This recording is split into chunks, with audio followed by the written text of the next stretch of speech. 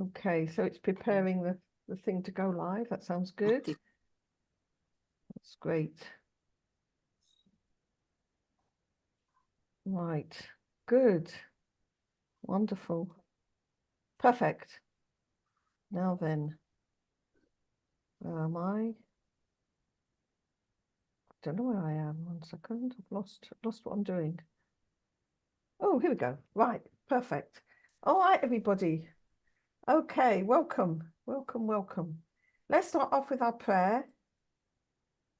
Let me find this now.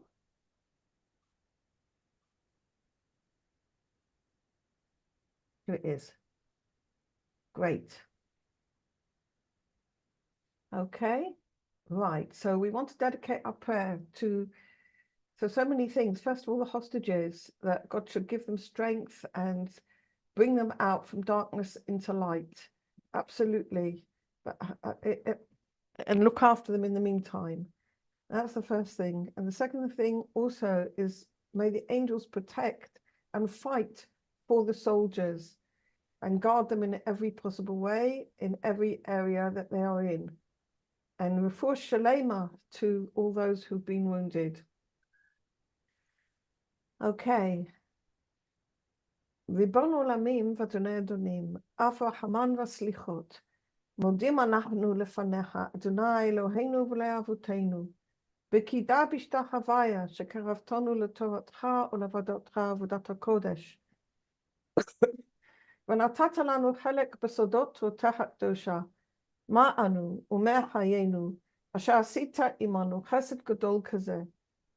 על כן אנחנו מפילים תחנוננו לפניך, שתמחול ותסלח לכל חטאותינו ועוונותינו, ואל יהיו עוונותינו מבדילים בינינו לביניך, וכן יהי רצון מלפניך, אדוני אלוהינו ולאבותינו, שתכונן את לבבינו ליראתך ולבבך, תקשיב אוזניך לדברינו אלה, ותפתח לבבינו הערל בסודות תורתך, ויהיה לימודנו זה נחת רוח, לפני כיסא כבודך קרח ניחוח. ותרציל עלינו, אור מקור נשמתנו בכל בחינתנו, שיתנוצצו ניצוצות עבודיך הקדושים, אשר על ידם גלית את דבריך אלה בעולם, וזכותם, וזכות אבותם, וזכות תורתם ותמימותם וקדושתם, יעמוד לנו לבן כשל בדברים אלו, ובזכותם תראיננו במה שאנו לומדים, כמאמר נעים זמירות ישראל, גל עיניי והביט הנפלאות מתורתך, כי אדוני ייתן חוכמה מפיו דעת ותבונה, יהיו לו רצון נמרי פי, ויגון ליבי לפניך, אדוני צורי וגואלי. Amen. כן יהי רצון. Okay, excellent. Right. So now I want to share with you, now where is this? A work I did today. Maybe I have to open it 1 second. What have I done with it? Hold on a second, I shall find it. Never fear. Maybe I had it open, I thought. Here it is. Yeah, okay, so now I do share, don't I? Share. Is it gone? Oh, here we go. That's it.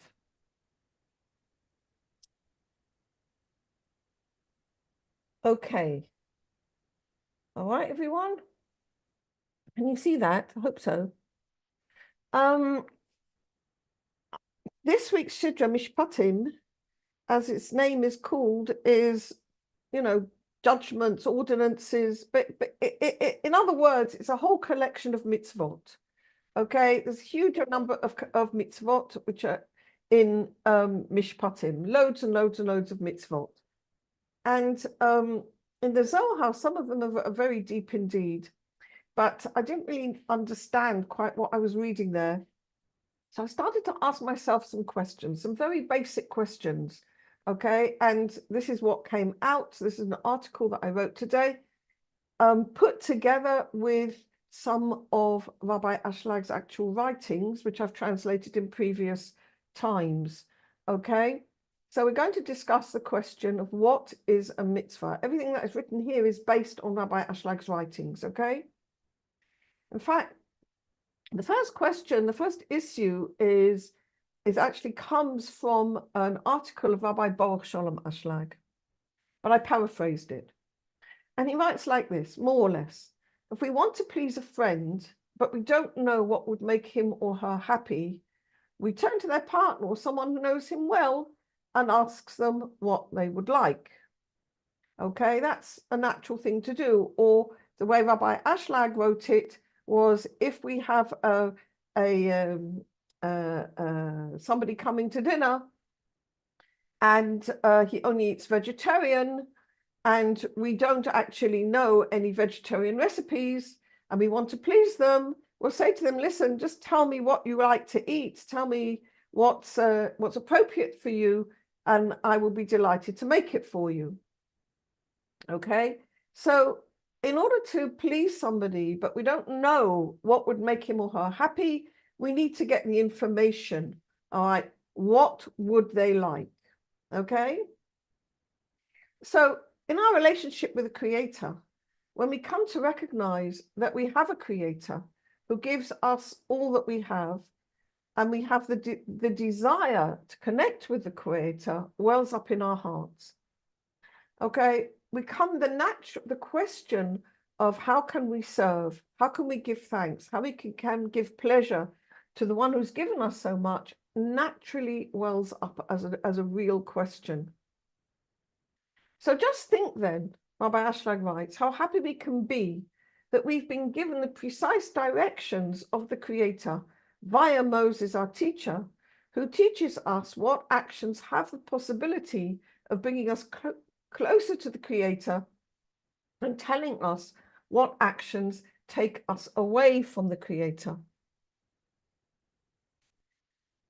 So although the word mitzvah is normally translated as a commandment, I honestly think it's actually more helpful to consider a mitzvah as a possibility, an opportunity. What possible thoughts, speech, or action of mine can bring me closer to the one? That's what the mitzvah is actually to find the thought, to find the speech, or to find the action which will bring us closer to God. What does closer to God mean? In affinity of form with him. That just as he is giving, so we need to be giving. Okay? Now, why do we have to be told this? Isn't it obvious? Okay? Why do we have to be told what thoughts, speech, or actions would bring me closer to the Creator, would bring me closer to the soul?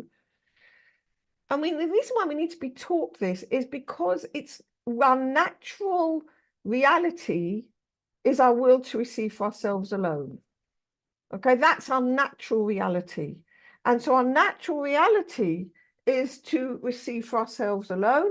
And therefore, we don't actually know instinctively how to give unconditionally.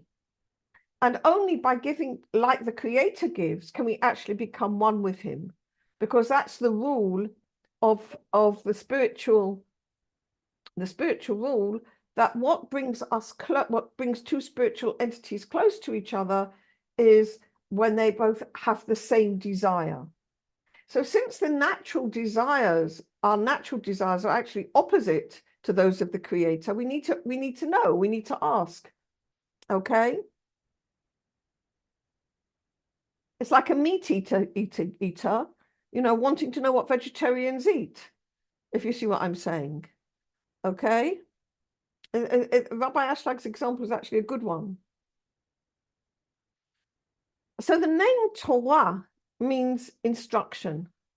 And in my view, the mitzvot is one of the aspects of the Torah that is the least understood.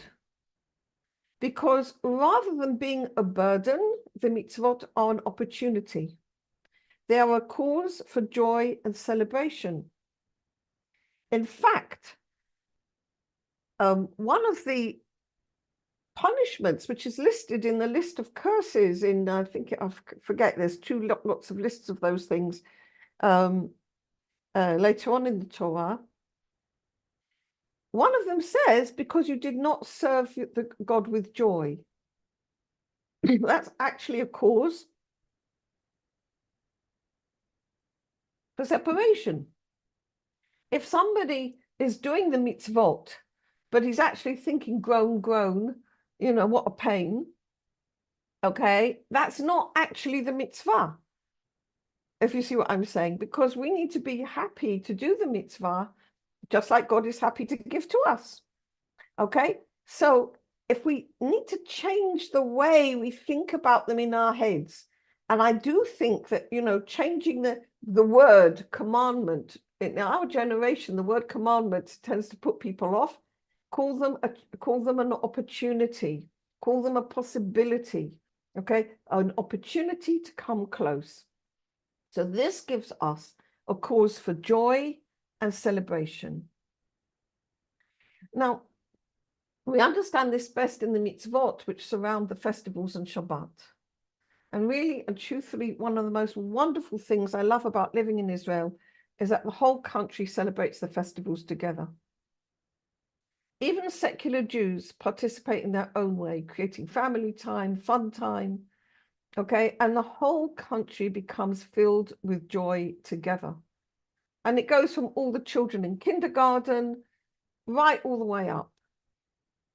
And that's big, and the spirit, togetherness of creating happiness in this way of fulfilling the mitzvah from joy and celebration becomes very real.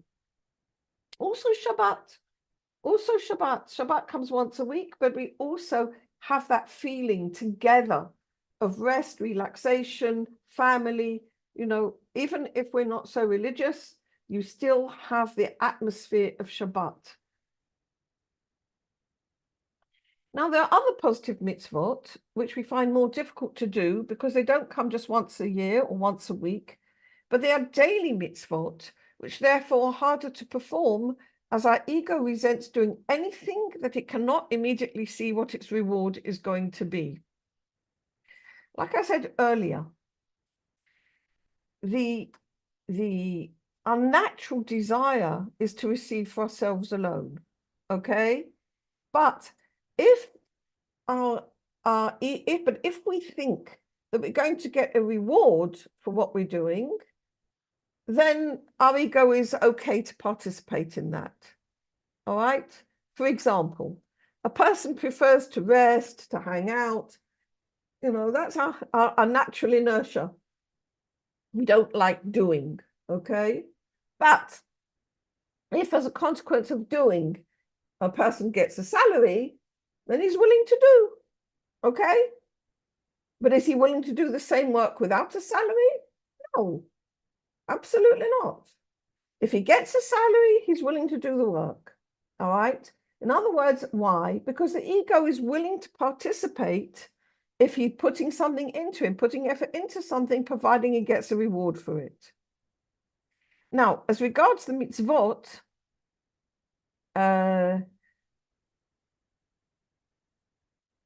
many people are do the mitzvot, what's called shelo lishma, and there's two aspects of lo lishma. We'll talk about both of them. All right. One of the aspects of lo lishma is I want to do the mitzvah because I believe I will get a reward, either reward in this world or the reward in the next world. Okay, that's actually not really doing the mitzvah at all. What you're really doing is simply giving to your own self. Okay, so that's not in the category, okay, of doing the mitzvot, actually. Okay, our ego participates in that because it believes it's going to get a reward. Well, that's not actually giving at all. You're actually giving to yourself.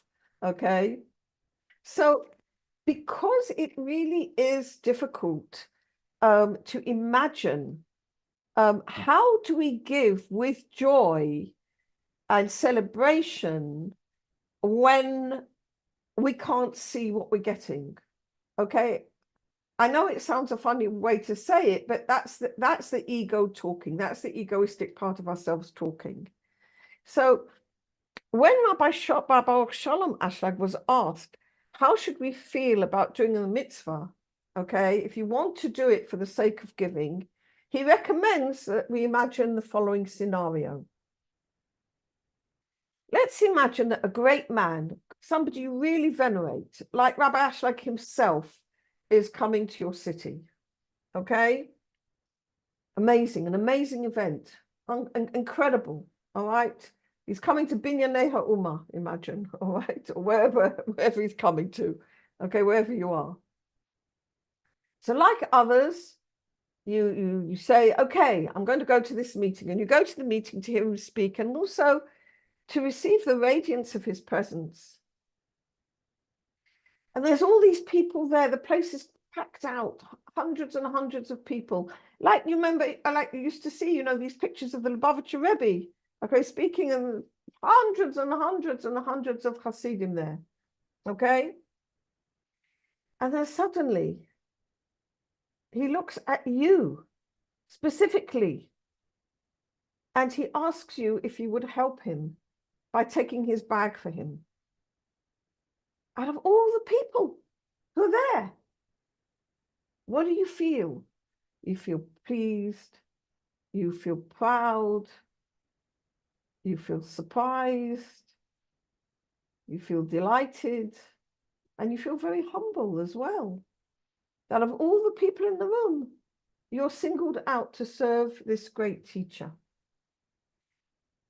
He says that's the feeling we need to have when we do the daily mitzvot. Think about the number of billions of people there are in the planet, in the world at the time. How many have been blessed with the opportunity of even thinking of doing a mitzvah? How many people have the opportunity to say Shema Yisrael? How many people have the idea to put on tefillin? Out of all the people in the whole world, how many people have that privilege? It's very few. When we think about it that way, we really realize what an amazing idea, what amazing gift we've been given to be Jewish and to be able to do a mitzvah. A mitzvah. Okay? It's a really amazing feeling. Just have to look at it that way. By Baruch Shalom Ashlag, he discusses this many times in his writings. He says the more we can imagine to ourselves the greatness of God, the more humble and privileged we feel to have the opportunity to do a mitzvah. So the key here is to actually focus on our belief in the greatness of God, on that he is good, that he does good, and that he's the root of all, and that he gives us so much. Okay? Okay, that's the positive mitzvot. Anybody got any questions? No? Okay, you can call out if you've got a question or a comment or anything. All right, so now let's have a quick look at the mitzvot that tell us what not to do, the don't do's, okay? The word in Hebrew for forbidden is asur, okay? And the word asur actually means something which is bound, like in prison or something which is stuck.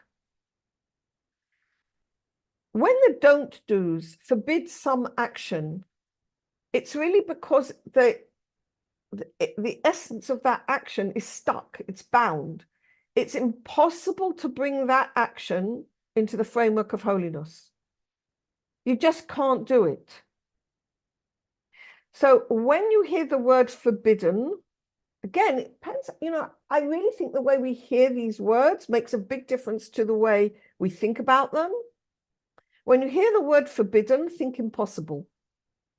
If I were to do such an action, It is impossible that at that time I would be connected with God. On the contrary, I would be connected with the framework of uncleanness. As you know, the Torah tells us what will happen if we disobey the commandments, okay? I mean, there's right throughout. Moses tells you again and again and again what will happen if we don't obey, all right? If we don't listen, if we don't obey. Even in this Sidra, there's if you oppress the widow and the orphan, then you yourself will get oppressed. It tells you all the consequences. They've got whole passages of these terrible curses. And again, I think we need to look at this differently. Instead of calling them punishments, you need to call them consequences. These are not punishments by a judgmental God. If we do this, if we don't do that, and he's angry or anything like that, okay? He's just letting us know that our actions have consequences. And these lists of punishments are the inevitable consequences if we persist in behavior that connects us with the framework of uncleanness.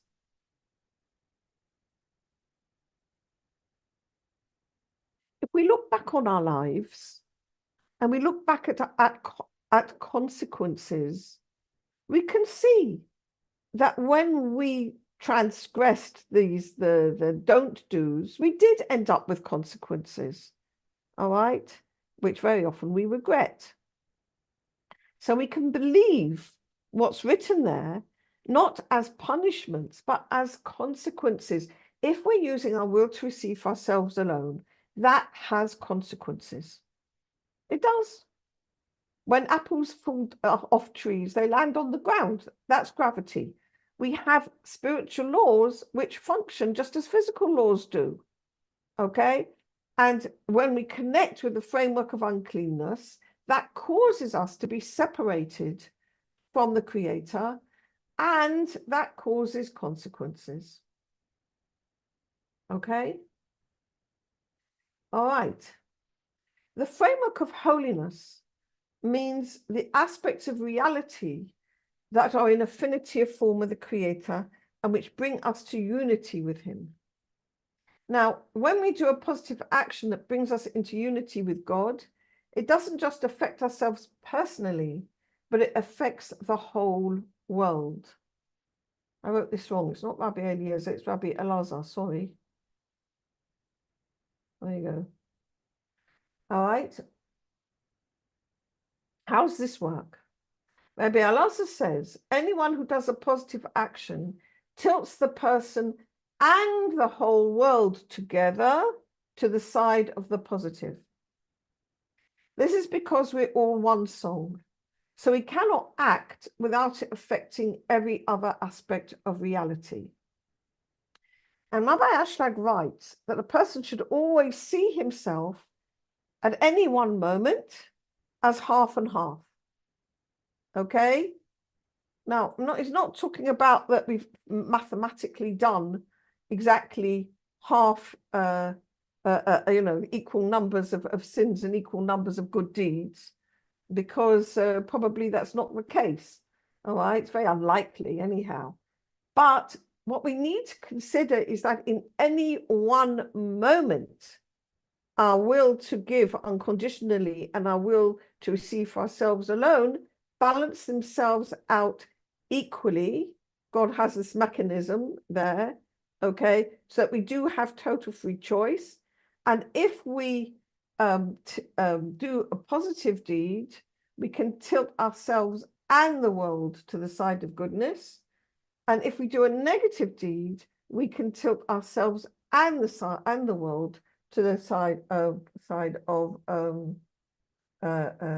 negative. God forbid. I'll put something in the chat. My question is with the grey areas.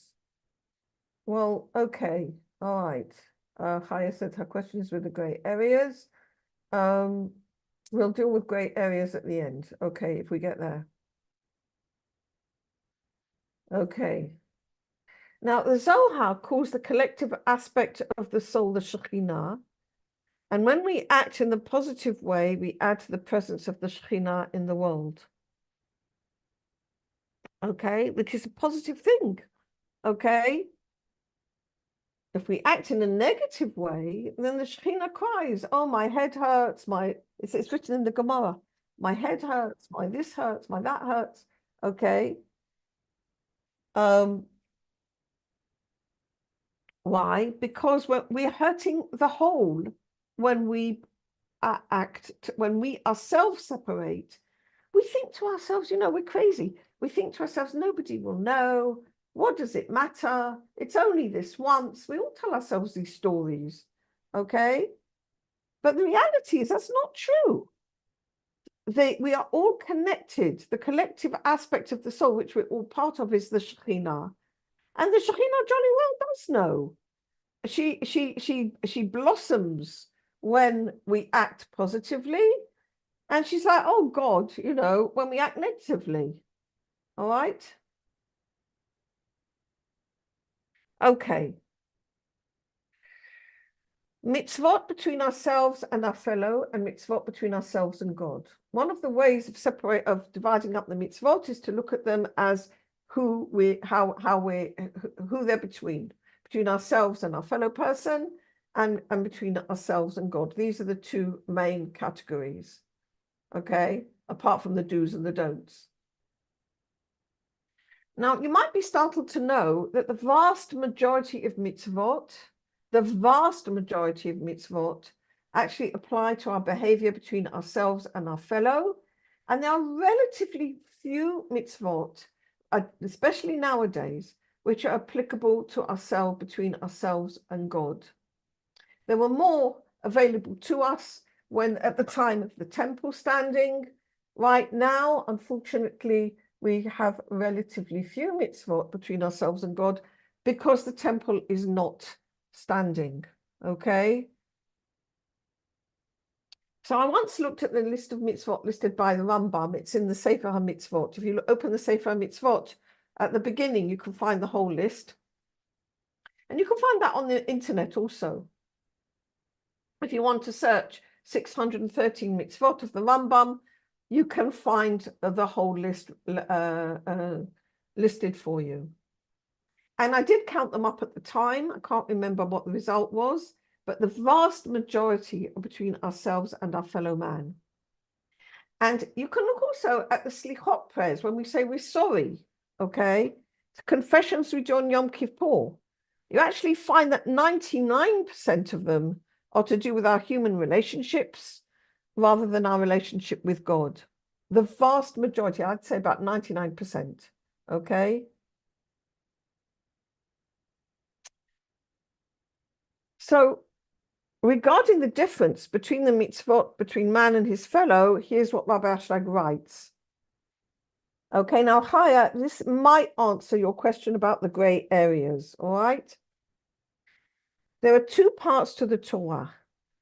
A, mitzvot that are practiced between the one and the person, between God and the fellow human being, and B, mitzvot that are practiced between a person and his fellow. And they both have the same aim, which is to bring the created being to his final purpose of cleaving to the Creator. More than this, the practical aspect of both types of mitzvot is exactly the same. When a person performs an action for its own sake, without any mixture of his selfish love getting mixed in, which is to say, without getting any use out of it for himself, then he does not feel any difference in his action, regardless of whether he's working for the love of his fellow or for the love of the one. Okay?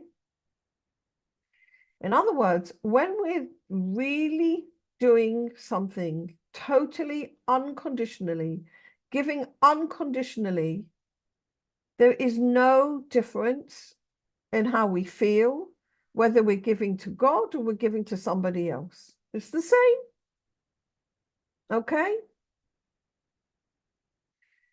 This follows from the natural principle that applies to every created being, that everything that is beyond the normal boundaries of his self seems to him to be as something empty and completely unreal. That's actually the reality. That's what it feels like, okay? That's why it's hard. It's not hard because it's easy. It's hard. It really is hard. Even every movement that a person makes in the direction of loving his fellow, he does, in the back of his mind, he's got some type of recompense hidden in there, usually. For example, he has the belief that any kindness he offers others will in the end come around and benefit himself. For this reason, such acts cannot be designated as really loving one's fellow, because they're judged according to the person's ultimate reason for performing them. This is similar to hiring something out, being paid only when the hired object is returned. An action for hire cannot be considered as love for one's fellow. Okay? So when we're doing it with mixed motives in there, okay, all right, then you can't really say that it's really for love.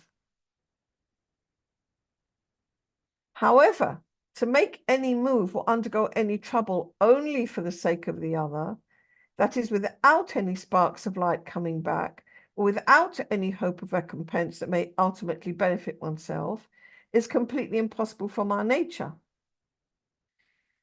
Therefore, only those who practice Torah mitzvot become fitted for this. As the person trains himself to fulfill Torah mitzvot just for the sake of giving pleasure to the Creator, he slowly and gradually removes himself from the lap of the natural creation and requires a second nature, which is the aforementioned love of one's fellow. This is from Matan Torah.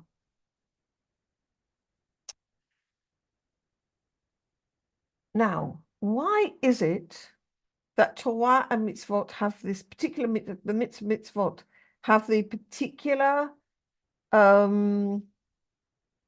capacity to train us, okay? That we will be able to get out of our natural will to receive ourselves alone and become to be able to do something unconditionally giving if we absolutely can't see how to do it in our natural way.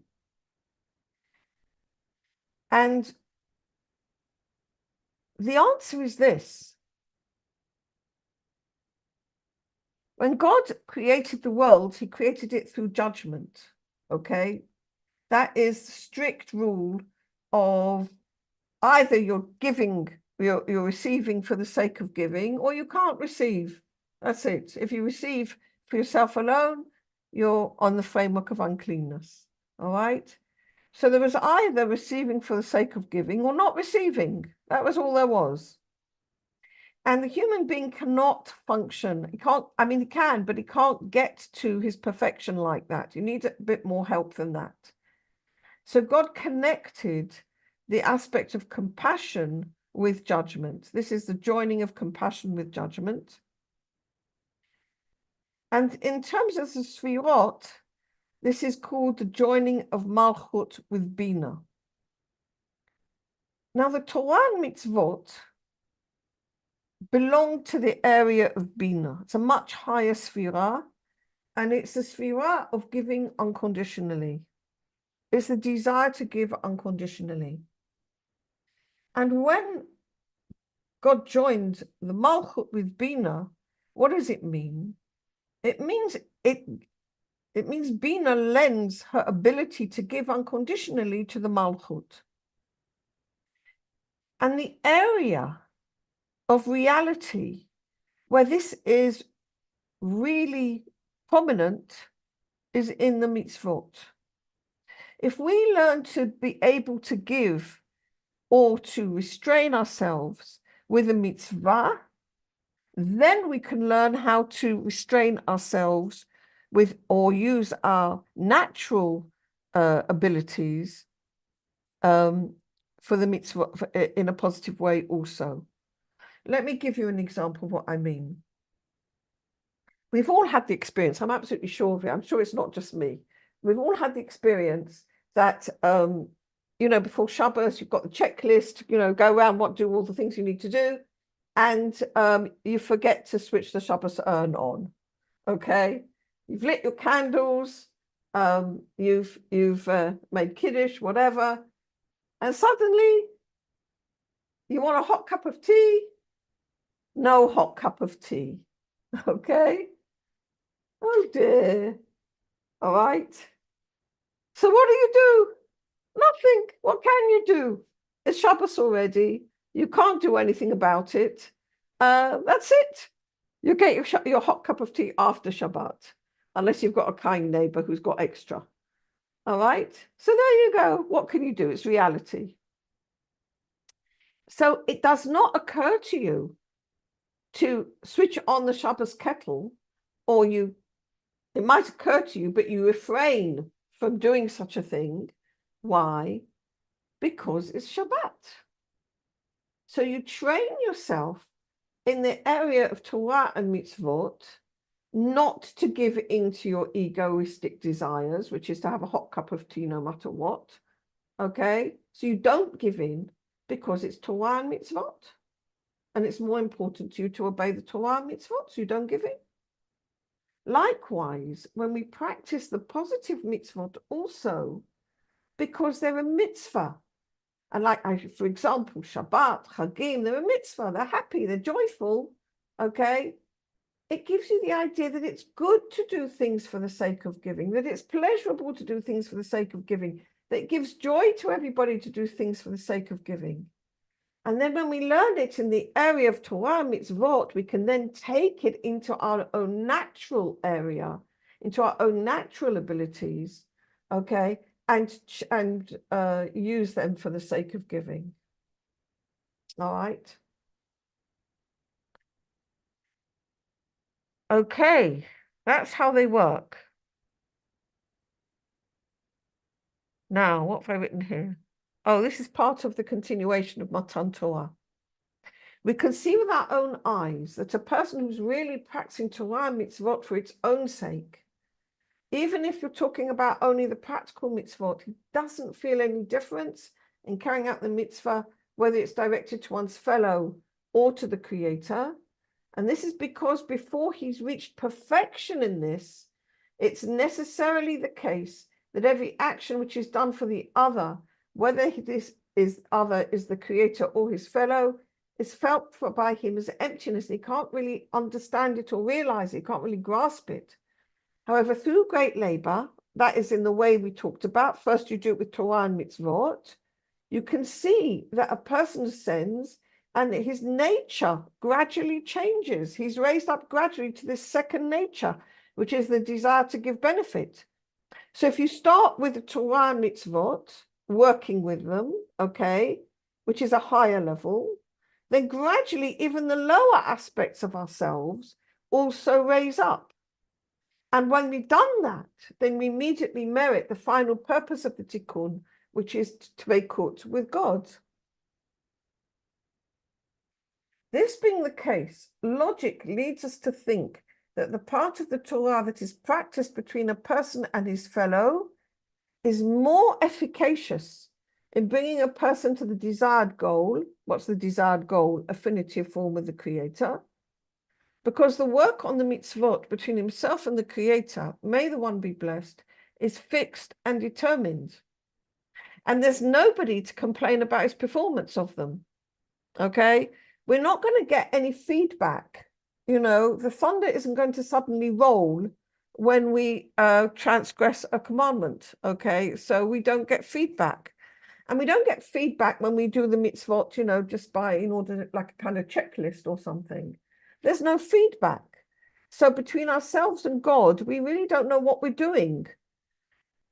When I say there's no feedback, that's true at the beginning. Later on, we do get feedback. But at the, you know, when we start our work, we can't judge what we're doing very well. And also, a person becomes accustomed to these mitzvot. Rabbi Ashlag writes relatively easily. I don't know about you. I don't find them particularly easy, but relatively easily, okay. And he says, and this is true, everything that a person does out of habit is not efficacious. Okay? Now, this is not the case concerning the part of the Torah which pertains to the mitzvot between a person and his fellow. This is neither fixed nor determined, and you get the feedback. Complainants surround you wherever you turn, like people say when they don't like something, okay, or it doesn't suit them. All right, they say so, okay, and it's quite difficult to sometimes stand your ground when you need to. It's quite difficult, to truly do what is the really giving to the other person. And when I'm giving, I don't mean giving in or giving because I need to give to them. I mean, really giving what they actually need. And sometimes what somebody needs is a border, okay? Not to actually give in the sense of just being some sort of a Casper machine, all right? When mitzvot between a person and his fellow means really doing what is actually necessary to do, okay? What would really give to the other guy. And so these mitzvot are actually more sure and more likely to achieve their purpose. Okay? All right.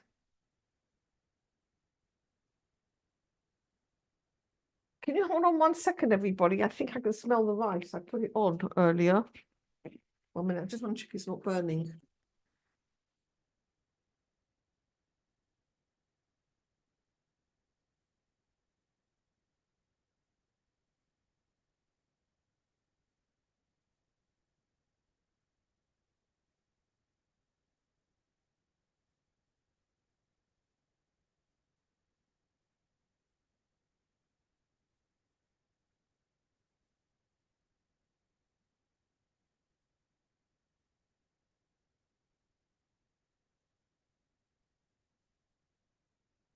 Okay, thank you. Rice saved. All right. Okay. All right then. Does this higher, is this what you meant by gray areas between ourselves and one's fellow man? What does the chat say? Yes. It isn't clear, it isn't easy to always know if we're doing the right thing or not. It isn't easy. Okay. And what we mean absolutely is sometimes what is outwardly giving is not what the other guy needs. Sometimes we need to put a border. So you've really got to really focus on the other guy and try to give what they need, not what I myself would make me feel better. Okay? It's not easy at all. However, as Rabbi Ashlag tells us, practice makes perfect. Okay? We just have to keep going. We just have to keep practicing. And it's called the practice of the mitzvot. Okay? We have to practice it. Okay? And then we get better. And he writes a lot, actually, in Tapestry for the Soul, which is all written down there. It's in the introduction to the Zohar. There is a direct connection with the practice of the mitzvot and the development of the soul. Okay? Now, as we know, the soul does not incarnate in the body of a person until he or she has reached the age of bar mitzvah or bat mitzvah. Okay? Until a person is liable for the mitzvot, the soul does not incarnate. All right? It's got this potential. When we're born, there's a point source, okay, which is there to keep us going. All right? But it doesn't actually manifest until bar mitzvah or bat mitzvah. This is what he writes. Before the age of 13, there's no outer manifestation of the point of the holy soul within the heart.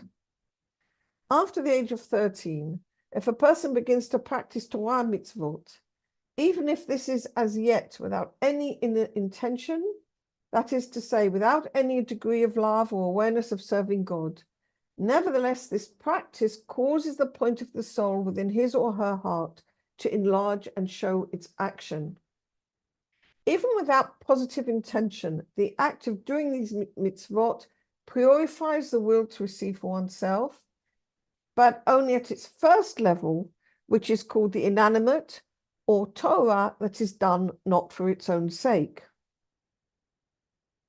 So it's important to clarify here just what Rabbi Ashlag means by without positive intention.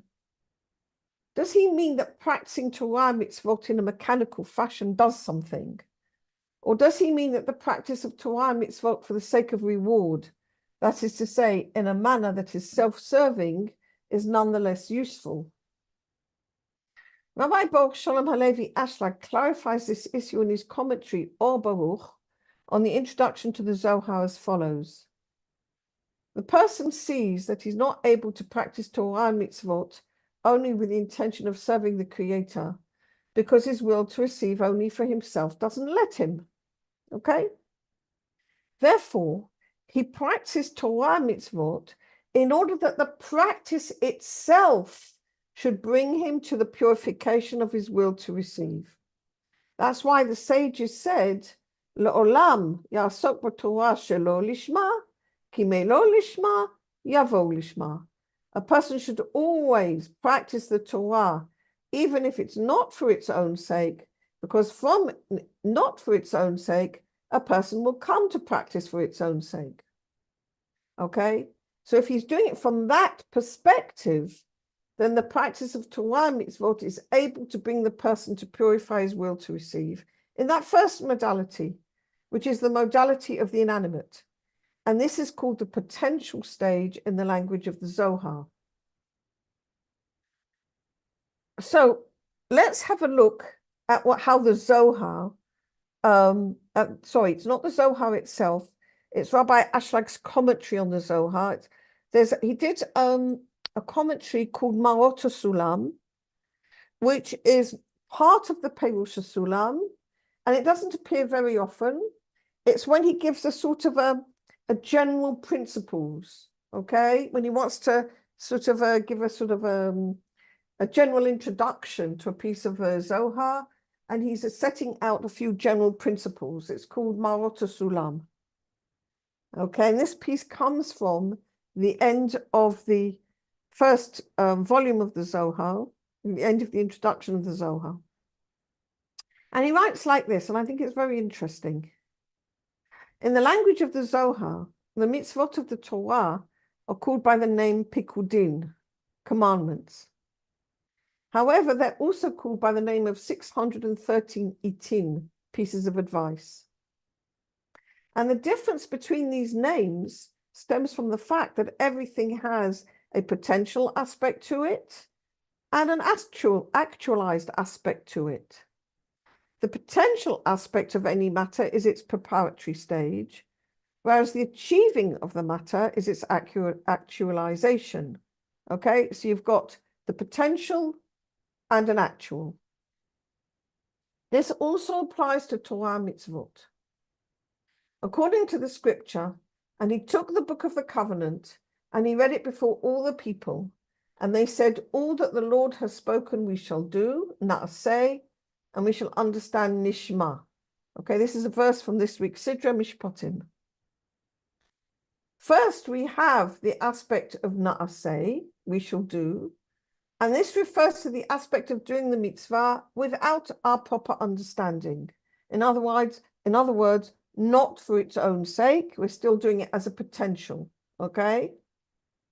Only subsequently, we have the aspect of Nishmah, we shall understand, which refers to the aspect of performing the mitzvah with understanding, and that would be actual.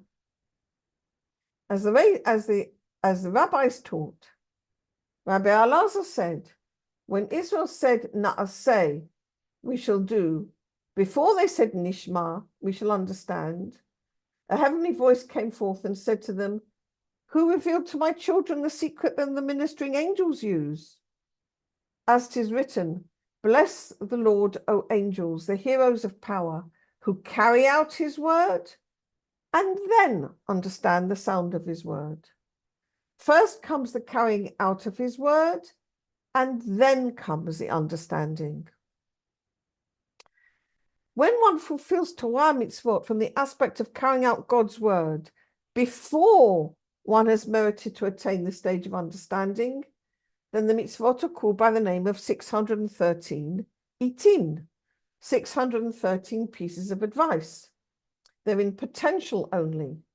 That is to say that the light hidden within the mitzvot is still only potential. We can't feel it yet. We just have to do it on faith. However, when one merits the aspect of understanding the sound of his word, then the 613 mitzvot, the same mitzvot, become pikudim, which comes from the term pikadon, meaning a deposit. For there are 613 mitzvot, such that within each mitzvah, there is a unique deposit of light that belongs to the specific spiritual level that corresponds to a particular organ of the 613 organs and sinews of the soul and of the body. And then we find that the performance of the mitzvah in the actualized aspect draws a specific level of light that is deposited in the mitzvah, in the particular organ and sinew of the soul and of the body. This is the aspect of the actualization of the mitzvot, which are then called by the name pikudim. So, if we put that into the language we're more used to, we would say that the Torah shelo lishma, Torah which is done not for its own sake, because we've still got our wills to receive ourselves mixed in, is called the potential, is called the itin, is the advice. And the Torah lishma, Torah which is done for its own sake, when we've reached that incredible degree of being able to do the mitzvot for God's sake, or for our fellow human beings' sake, it would become a pikudin, a pikadon. It would have a deposit of light, which would be deposited in one of our sinews or organs of the soul and of the body, which means that as we practice the Torah mitzvot, and we come from the world of Asiyah, in the world of Asiyah, we're still in the potential aspect, but all other aspects, okay, Yetzirah, Bria, Asiyah, yeah, Bria, and then we go on to, what's the next one up? I've forgotten. Neshama, we've got Nefesh, Ruach, Neshama, Hain, Yehudah, okay, Atzilut, Bria, Yetzirah, and Asiyah. Yes, so above Bria, you've got Atzilut. Okay, I was just trying to say them backwards and I got muddled up. Okay, so if we go from Nefesh to Ruach or Asiyah to Yetzirah, we're already going from the potential to the actual. In other words, you only have to get one level up. And we're already into receiving, into doing the mitzvot from the perspective of connection with God. And we're already beginning to build the reality of the soul through these light deposits that we get from the mitzvot. So there's a definite connection, yeah. So Yehudah, does that mean that when we're performing the mitzvot in the potential stage that we're not getting any light from that? Or okay, it's a good we're not question. sustaining our bodies or Okay, that's a good question. That's a very good question. Okay. We're doing it in potential. What does that mean? It means that everything's first of all written from the perspective of the vessel. Okay, it's not an objective perspective. It's not an objective description of reality. It's a perception of the person. Okay, that's what he's talking about. So we cannot perceive that light within ourselves. You can certainly believe it's there, though. Okay, but we can't perceive it. That's what he's that's what he's saying. The perception only begins when we have actually reached Torah Lishma. Okay, that's why he said, Na'aseh, we'll do it. And only then Nishmah, we'll actually appreciate what we're doing. actually hear what we're doing, actually appreciate it. Okay, so that's one thing. Second of all the stuff that we do when it's in potential, okay, when we reach actualization, all of that is included in. Okay, so none of it ever gets lost. All right, so what That's nice to hear. Huh? That's good to hear. Oh yeah, absolutely, absolutely. Okay. We're not just we're not going around just chasing our tails. Okay, Right. the thing is that until you're at the next stage, you can't see that you're there. All right, Rabbi Ashlag gives us a very nice example. He says, from a person's in the bus, okay, from, let's say, from Tel Aviv to Jerusalem. He's going on the bus from Tel Aviv to Jerusalem, okay? He's going from low lishma to lishma, okay? So he wants to go from low lishma, not for its own sake, to potential, to lishma, which is actual, okay? But he doesn't know where he is. He can't possibly know when he's on the journey where he is, okay? And until he's actually in Jerusalem, he doesn't know where he is. Now, I don't know if you've had this experience. I certainly have had. Being in a bus, okay, and it's rainy outside or foggy or something, all right, and you're on the bus, you're on the bus, say you're coming up north from Tel Aviv to Tzfat, okay, but it's raining and you can't see the signs at the side of the road, and you can't see anything. All you can see is, rain, all right, and then the phone goes, one of your kids say, "Hey, Mum, where are you?" And you have to say, "Well, I don't actually know. I'm somewhere. I'm on the road, but I don't know where I am." Okay? So that's exactly the experience.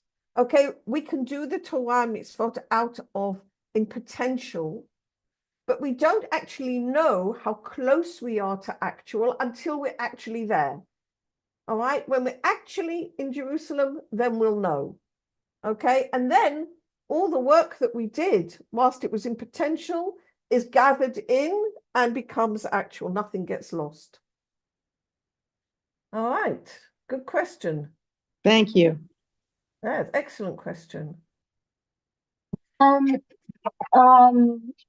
I have a question. First of all, thank you so much. I'm really just getting so much appreciation and understanding with the way you're putting it down. I kind of had an interesting idea that was coming to me, and as you're speaking about, I was curious if this idea is, tell me if I'm understanding it right, that it's kind of like we first do the NASA.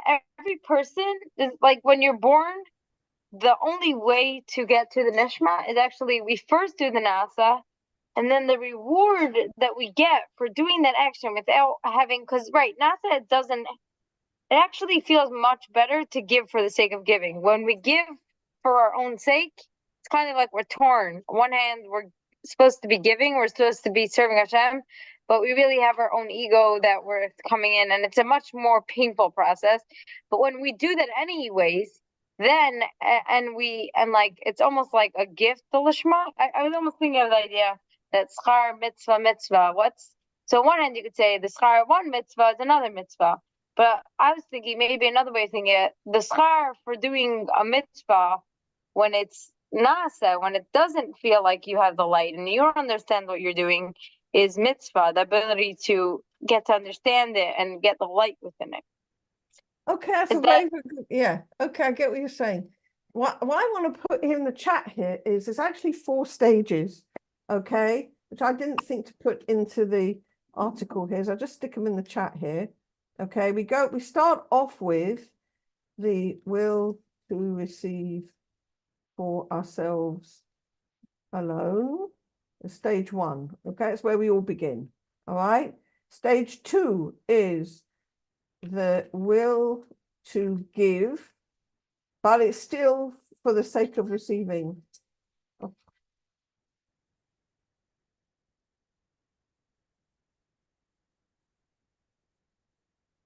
Seconds. Okay, right. The will to give for the sake of receiving. In other words, that's Torah, Shelo Lishma. Okay. Now, there is another type of the will to give for the sake of receiving, which I didn't cover here at all, which is when somebody wants to, I did mention it, when somebody does the will to give for the sake of receiving in order to get the reward. Okay, but that's sort of off the track, so I'm not going to talk about that now. Okay, and then the next one is when you can use the Torah Shelo Lishma as a springboard for giving for the sake of giving.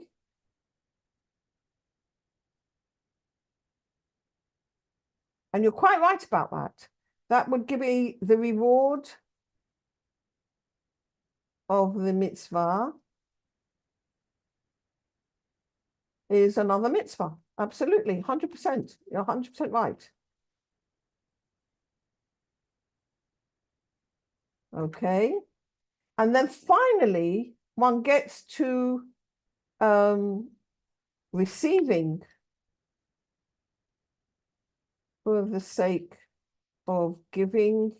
And that is a further level of Torah Lishma. Oops.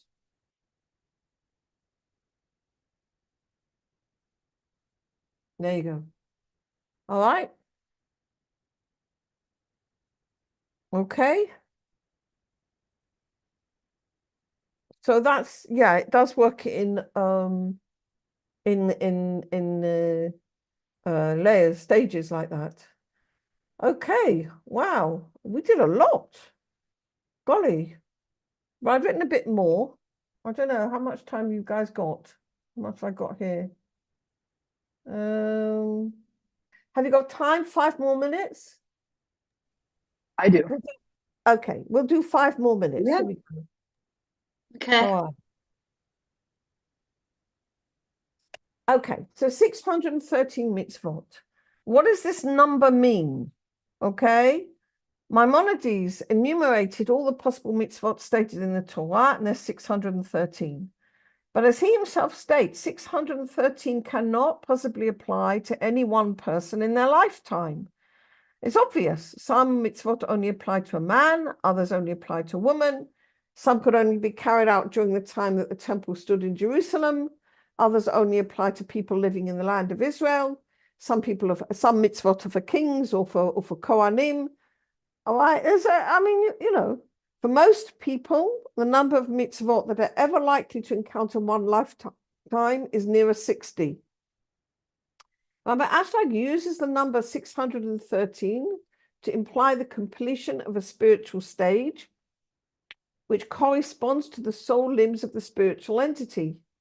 Okay, and his meaning is that when the required work has been completed, the soul ascends. But the question still remains, how can we possibly complete any particular stage if we're not capable of doing all the mitzvot? And the answer lies is that we can complete a spiritual stage in 2 ways. First of all, we all incarnate many, many, many times through different ways, different circumstances. And in each incarnation, we get the opportunity to fulfill different mitzvot. And the other way is by the fact that we're all interconnected, according to the phrase, Kol Israel Arevim Zeh Lezeh. All Israel is a guarantor for each other. So when a person does a particular mitzvah, the influence of doing that mitzvah helps everybody else and is counted for everybody else also. And that way we all participate in the full stage of the 613 mitzvot together. Okay? That's what. So I actually think it's a combination of both, because we've got no temple at the moment, but for sure, some of us were incarnated during the temple, and had the opportunity to bring sacrifices and whatever. So together we get the full 613 mitzvot. We can also address the issue of the number of 613 from another aspect. We're taught that there is one mitzvah that includes all the Torah in it, and that is love your neighbor as yourself, for I am the Lord. If I can carry out this one mitzvah, what do I need the others for? And this is a question that Rabbi Baruch Shalom Halevi Ashlag addresses in his book, Sefer Birkat Shalom, Sefer Ma'amarim. The role of the other 612 mitzvot. Question: what does the general rule, love your neighbor as yourself, give us? Answer: it's through this general rule that we can come to the spiritual level of the love of God. Since this is the case, what does fulfilling the other 612 mitzvot give us? First of all, we have to know what the definition of a whole is. Okay, a general rule. What's a whole? A whole is made up of many parts, without which there cannot be a whole.